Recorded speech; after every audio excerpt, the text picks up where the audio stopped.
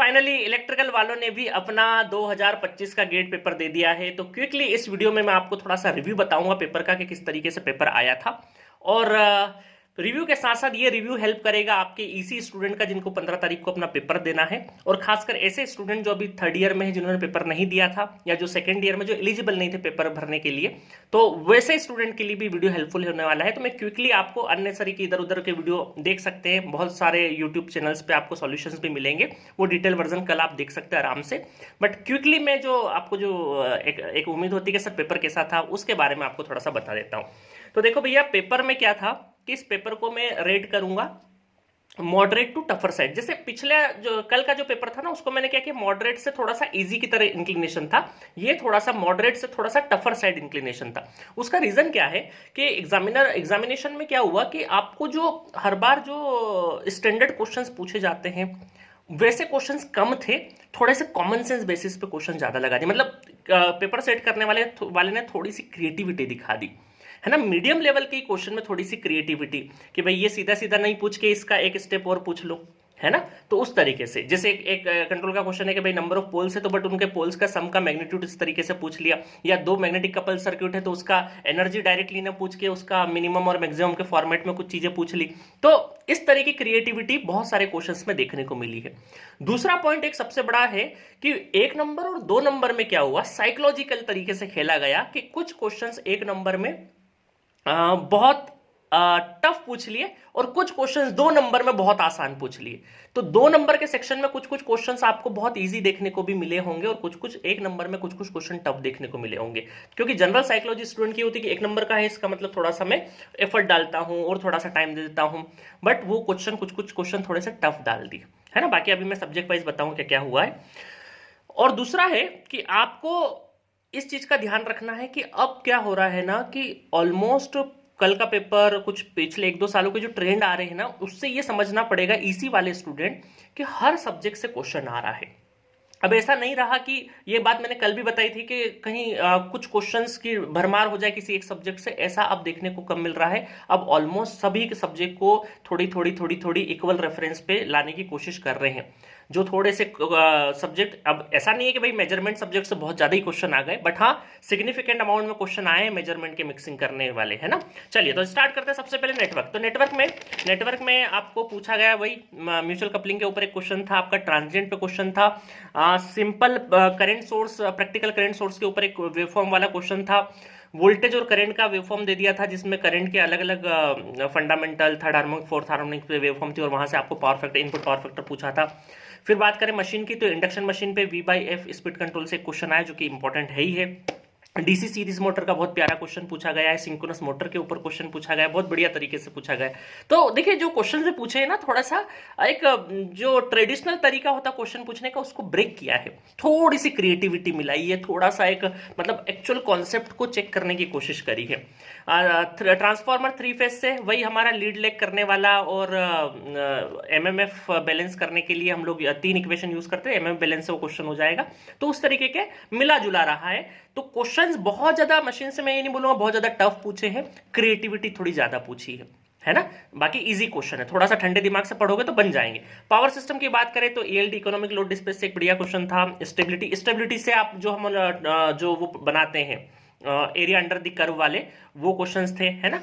चलिए, हालांकि मैं कॉमन सब्जेक्ट का बोल देता हूँ। खैर एनालॉग में ऑलमोस्ट बहुत क्वेश्चंस पूछे गए हैं एनालॉग से भी, कि भाई आपको डायोड के बहुत ज्यादा क्वेश्चंस देखने को नहीं मिलेंगे एनालॉग में, आपको ओपेम वगैरह से क्वेश्चंस पूछे हैं। सिग्नल से क्वेश्चन अच्छे पूछे गए हैं इस बार। कंट्रोल से अगेन, कंट्रोल कल के कंपैरिजन में कंट्रोल आज आसान था, कंट्रोल से भी अच्छे क्वेश्चंस आए हैं। तो ईसी वाले स्टूडेंट कंट्रोल को, डिजिटल को, अच्छा डिजिटल में भी क्या हो रहा है, डिजिटल में देखने में बहुत बड़ा क्वेश्चन लगता है बट वो क्वेश्चन बहुत सिंप्लीफाइड तरीके से हो जाता है।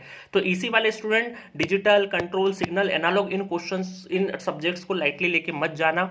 बहुत ज्यादा चांस है कि यहां से इजी पोर्शन आए और ज्यादा न्यूमेरिकल भी आए compare to the previous years.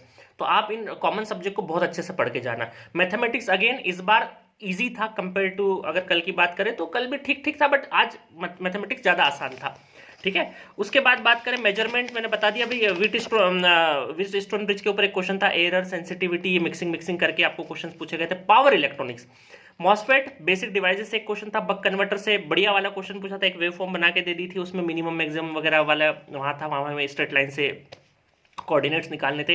Rectifier का एक बेसिक सा ड्राइव भी बोल सकते हैं, RLE लोड के ऊपर एक क्वेश्चन पूछा गया था। PWM टेक्निक से एक बढ़िया क्वेश्चन था, थोड़ा सा टफ था वो, है ना। EMFT से भी एक क्वेश्चन देखने को मिला था। तो इस तरीके से ऑलमोस्ट जिन स्टूडेंट ने, ये मान के चलिए मेरे हिसाब से, भाई मैं तो जरूरी नहीं है कि सही हूँ, रॉन्ग भी हो सकता हूँ, बट जो मुझे मेरा जो कॉमन सेंस बोलता है वो ये है कि 40 से 50 के बीच में जिन लोगों ने क्वेश्चन करे होंगे एक्यूरेसी के साथ में, जिसमें 42, 45, 47, 42 से लगा के, प्रिसाइसली अगर बात करूँ 42 से लगा के 48 क्वेश्चंस एक्यूरेसी के साथ अगर किसी ने बना दिए होंगे इस पेपर में, तो अच्छा खासा रैंक एक्सपेक्ट कर सकते हो, क्योंकि 2 नंबर वाले में क्या थे, इजी क्वेश्चन ज्यादा रहे होंगे, ठीक है। और अगर मैं मार्क्स की बात करूं तो ये मान के चलिए ये पेपर कैसा था, ये पेपर था 60 से लगा के 70 के बीच में आप अच्छा रैंक, अपना अंडर 500 रैंक एक्सपेक्ट कर सकते हैं, 60 से लगा के 70 के बीच में, ठीक है। तो ये रही मार्किंग की बात, और क्वेश्चंस भी बता दिए। तो मैं हमेशा बोलता था कि भाई 65 में से आप 45-50 क्वेश्चन एक्यूरेसी से कर लो, बहुत है, वो बहुत है, मतलब बहुत है। एप्टीट्यूड कल के कंपैरिजन में, अब वो खैर पर्सन टू पर्सन डिपेंड करता है कि वो किस तरीके से टैकल कर रहा है ना। तो थोड़ा सा इंग्लिश की चीजें थोड़ी सी इधर मिक्सिंग ज्यादा थी, और बाकी एप्टीट्यूड ठीक ठाक ही रहता है, जो कॉमन सेंस बेसिस पे जो हमेशा बोलता हूं, तो आपको थोड़ा सा, बट इसमें थोड़ा सा ज्यादा कॉमन सेंस लगाना था कल के कंपैरिजन में, ठीक है। तो इसी वाले स्टूडेंट अपने जितने भी सब्जेक्ट है, कोई भी सब्जेक्ट को लाइटली लेके मत जाना, हर सब्जेक्ट से क्वेश्चंस आ रहे हैं, और खासकर सिग्नल, डिजिटल, एनालॉग, ये सब नेटवर्क, ये सब्जेक्ट स्कोरिंग होते हैं, क्योंकि यहां से क्वेश्चन आएगा तो डेफिनेटली बनाओगे। और कंट्रोल को बहुत अच्छे से करके जाइए, कंट्रोल से लेवल ठीक ठीक आ रहा है ना, जो नॉर्मल आता है उससे बेहतर आ रहा है। तो ये रहा पेपर का पूरा एनालॉजी। अब बहुत सारे स्टूडेंट थोड़ा सा पेपर बिगाड़ के भी आए होंगे। अभी आप जब अपने सारे रिव्यू देखोगे तो कुछ आंसर्स हो सकता है आपने जो टिक करे वो नहीं देखने को मिले, वो गलत होंगे। तो ये तो देखो, कोई भी एग्जाम देने जाएंगे तो कुछ क्वेश्चन सही होंगे, कुछ गलत होंगे, बट आपको यहाँ से 2-3 लर्निंग्स उठानी है। पहली चीज तो कि अगर आप 3rd ईयर में हैं या फाइनल ईयर में हैं या ड्रॉपर हैं, तो थोड़ा ये आपके लिए अलार्म सिग्नल है कि अब आपको देखो, क्वेश्चन जब प्रैक्टिस करते हैं ना हम लोग, पूरा सिलेबस पढ़ के जाने के साथ साथ आपको थोड़ा सा कॉन्सेप्चुअल ग्रिप भी चाहिए, क्योंकि कॉन्सेप्चुअली आप अगर स्ट्रांग रहेंगे तो आप जो आंसर आ रहा है तो उसको ये आइडेंटिफाई कर पाएंगे कि यार ये आंसर, क्योंकि एनईटी टाइप में क्या होता है, जो आया आंसर वही लगाना है। तो एनईटी टाइप वाले क्वेश्चंस में अगर आप कॉन्सेप्चुअली स्ट्रांग रहेंगे तो जो आंसर आया ना, तो उसमें आप थोड़ा सा कॉमन सेंस लगा पाएंगे कि यार ये मेरी प्रॉपर रेंज में आ सकता है कि नहीं आ सकता है ना। तो इस तरह के कॉमन सेंस आप लगा सकते हैं। जैसे कल का क्वेश्चन था इंस्ट्रूमेंटेशन में एक इंडक्शन मोटर के ऊपर, तो जहां पर हम 95% और सिंक्रोनस स्पीड के बीच में एक अंदाजा लगा सकते हैं। मैंने एक पावर सिस्टम का 2024 का क्वेश्चन करवाया था जिसमें पेन भी नहीं उठाना था कि भाई वहां पे लाइन रिएक्टेंस ऐड करें हैं तो पावर फैक्टर थोड़ा सा रिड्यूस होगा, तो वो एक ही ऑप्शन अवेलेबल था। तो इस तरह का एक बार आपने, जिसने अच्छी तैयारी करी है, मैं बिगिनर को नहीं बोलूंगा कि हर क्वेश्चन पे थॉट प्रोसेस करे कि भाई क्वेश्चन सॉल्व किया, थॉट दिया, पता चले 6 महीने में नेटवर्क ही खत्म कर पाएगा। मैं उन जो भी अच्छी तैयारी कर चुके एक बार, उन स्टूडेंट को अपील करूंगा कि आप थोड़ा सा क्वेश्चन सॉल्व करने के बाद जो आंसर आया है उस पर थोड़ा सा टाइम बिताइए, 2 मिनट 3 मिनट, क्या कि आंसर आया हम आगे बढ़ जाते हैं और ऐसे 50 क्वेश्चन लगा लेते हैं। ऐसे मत करो, आंसर आया तो 2 मिनट रुको कि आंसर क्या किस तरीके से सही आया, क्यों इसी रेंज में फॉल किया, कोई ये वाला आंसर अगर 10 गुना ज्यादा आ जाता तो ये क्यों गलत हो जाता। तो थोड़ा सा आप थॉट देने लगो, उससे क्या होगा, आपके जो कॉन्सेप्ट होंगे ना उस पर थोड़ी सी पकड़ होगी। नहीं तो क्या होगा, फॉर्मूले से क्वेश्चन, फॉर्मूला लगा के क्वेश्चन, फॉर्मूला लगा के क्वेश्चन करते जाओगे, बट अब वो ट्रेंड नहीं रहा है। गेट एग्जामिनेशन में फॉर्मूला लगा के क्वेश्चन सॉल्व करने वाला ट्रेंड अब धीरे धीरे धीरे धीरे कम हो रहा है। अब आपको थोड़ा सा कॉन्सेप्चुअली ग्रिप भी होना पड़ेगा। देखिए, कॉन्सेप्चुअली ग्रिप होने का मतलब नहीं फॉर्मूले भूल गए, फॉर्मूला तो लगाना ही है, बट कई बार जैसे कॉमन सेंस जो क्रिएटिविटी दिखा जाते हैं ना कि लास्ट स्टेप पे एक स्टेप और ऐड कर दी, वहां पर आपको थोड़ी सी अलर्टनेस चाहिएगी, ठीक है। तो जिन लोगों का भी पेपर अच्छा नहीं गया है वो ज्यादा घबराइए मत, लर्निंग्स लीजिए। जो पिछला बीत चुका है उसको हम बदल नहीं सकते हैं, उससे सिर्फ और सिर्फ सीखा जा सकता है। तो जो अगर पेपर बिगड़ रहा है, आने वाले साल की जो प्लानिंग है, अब वैसा नहीं हो कि 2 महीने बाद स्टार्ट कर रहे हो, कल से ही एक दिन का भले ब्रेक लेना हो तो ब्रेक ले लो, बाकी 4 फरवरी से ही अपने बैठ के टारगेट लो। अब देखिए, कुछ स्टूडेंट ऐसा पूछते हैं कि सर एमटेक करें या पीएसयूज में जाएं, तो ये मेरा एक नॉर्मल सा आंसर होता है कि थोड़ा सा अपने आप को बैठो और ध्यान दो कि भाई मैं टेक्निकल साइड में जाना चाहता हूँ या नॉन टेक्निकल में साइड में जाना चाहता हूँ, या एमटेक करूंगा तो पीएचडी भी करूंगा कि नहीं करूंगा, जॉब चाहिए मुझे, फाइनेंशियल कितनी रिस्पॉन्सिबिलिटी आप पे। तो ये सब फैक्टर, तमाम फैक्टर को आप ध्यान में करके फिर आप आगे बढ़िए। और जी सेंटर हमेशा से तैयार है। आपको पर्सनल मेंटरशिप प्रोग्राम भी हम लोग चला रहे हैं कि कहीं कंफ्यूजन हो तो हम लोग मंथली बेसिस पे हम लोग मैं 4 कॉल, हफ्ते में 1 कॉल कनेक्ट करूंगा ताकि आपकी प्रिपरेशन का टाइम टेबल बना के दे सकूं और उस हिसाब से आपको मैं हमेशा जगा के रखूं कि नहीं इस तरीके से प्रिपरेशन करना है, छोटी छोटी गलतियां नहीं करो आप प्रिपरेशन के दौरान। तो मेंटरशिप प्रोग्राम भी आप ज्वाइन कर सकते हो। और कल या परसों से जी सेंटर के ऊपर जो गेट एग्जाम के बाद हम एक मेगा ऑफर देते हैं वो लॉन्च होने वाला है। जिन लोगों को भी तैयारी अब चालू करना है या जो मिस्टेक करके आए या अब अगले साल प्लान करना चाहते हैं हमारे साथ में, तो उन लोगों के लिए भी ऑफर में आप कोर्सेस परचेस कर सकते हैं। तो गाइस, एक एग्जाम था, कोई जिंदगी डिसाइड नहीं होती इस एग्जाम से, बट हाँ जिंदगी बनाने वाला एग्जाम जरूर होता है। जिनका पेपर अच्छा गया होगा उनकी जिंदगी बनेगी, डेफिनेटली बनेगी, और उसके लिए उन स्टूडेंट ने बहुत मेहनत करी होगी। तो शॉर्टकट कुछ भी नहीं होता है, हर चीज के लिए कोई भी चीज पानी है, अगर पाना यहाँ पे है तो मेहनत यहाँ पे होगी। बहुत रेयर केस होगा कि आपको मिल यहाँ गया और आपने मेहनत यहाँ पे करी। ये जो किस्मत वाला खेल है ना, ये बहुत कुछ परसेंटेज लोगों के साथ होता है, बट मैं बोलूंगा आप मेहनत यहाँ करें।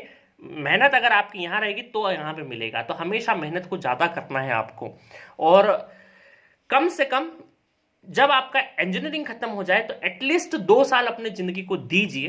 क्योंकि कई बार स्टूडेंट को लगता है कि फाइनल ईयर जैसे ही पास किया स्टूडेंट तो उसको लगता है कि यार मैं तो बहुत लेट हो गया हूँ, शायद मेरे सारे दोस्त जॉब पे चले गए। नहीं, लेट तब होता है जब 5-6 साल आप लगा दो उसमें, तब वो लेट हो। 2 साल आपकी जिंदगी को देना पड़ेंगे अच्छी जगह पहुंचने के लिए, और एक डायरेक्शन में मेहनत करना है ना। क्योंकि अभी मैं पर्सनल मेंटरशिप कर रहा हूं तो बहुत सारे स्टूडेंट क्या होता है, एक डायरेक्शन नहीं था तो जिसकी वजह से 3-3, 4-4 साल उनके बिगड़ गए। तो आपको डायरेक्शन बहुत इंपॉर्टेंट है, कौन सा सब्जेक्ट सीक्वेंस वाइज पढ़ना है, कितना मटेरियल लगाना है। अब ऐसा भी नहीं कर रहे हैं कि यार आज तो फेल हो गए या सिग्नल एंड सिस्टम का क्वेश्चन नहीं बना, आज तो मैं 3-4 महीने सिग्नल एंड सिस्टम पढ़ूंगा। नहीं, उतना ही पढ़ना जितनी एग्जाम्स की डिमांड है। मैं अगेन बोलता हूं कि कोई भी एग्जाम में 100% स्कोर नहीं करना होता है। आप पढ़ के जाइए 90%, 100% कभी भी नहीं हो सकता है, चाहे 10 साल तक आप तैयारी करते रहे। तो जो भी आपने तैयारी कर 90% आपने अच्छे से पढ़ के गए, उसमें से 70 to 80 या 75 या 80% आपको परफॉर्म करना होता है, और वहां पे अच्छा रिजल्ट मिल जाता है आपको। तो ठीक है गाइस, रिलैक्स करिए, आज दिमाग को थोड़ा सा ठंडी दीजिए, है ना, और बढ़िया तरीके से आगे की जिंदगी को प्लान करिए। और बाकी इसी वाले जो स्टूडेंट हैं उनके लिए अभी आपको सारे सब्जेक्ट्स को बहुत अच्छे से रिवीजन बढ़ा दो। देखिए क्वेश्चन बहुत टफ नहीं आएगा, आपने अच्छी प्रैक्टिस कर रखी तो बहुत ज्यादा प्रैक्टिस की अब जरूरत नहीं है। आप सारे सब्जेक्ट को रिवीजन अच्छे से करो, रिवाइज बहुत अच्छे से करके जाओ, डेफिनेटली उस दिन बहुत हेल्प मिलेगी आपको। ठीक है गाइस, तो ये मेरा एक क्विक रिव्यू भी था और थोड़ी सी लर्निंग्स भी थी आपके लिए और अपकमिंग चीजों के लिए। बाकी मैं डिटेल वर्जन में वीडियो बनाऊंगा कि गेट के बाद अब क्या क्या प्लान कर सकते हैं, क्या क्या ऑप्शंस खुले हुए हैं, इसके ऊपर मैं डिटेल वीडियो बनाऊंगा। और बाकी जो मेरे मेंटरशिप वाले जिन लोगों ने ज्वाइन किया है प्रोग्राम, उन स्टूडेंट्स को भी मैं कल या परसों से कनेक्ट करता हूं। ठीक है guys, okay, thank you so much.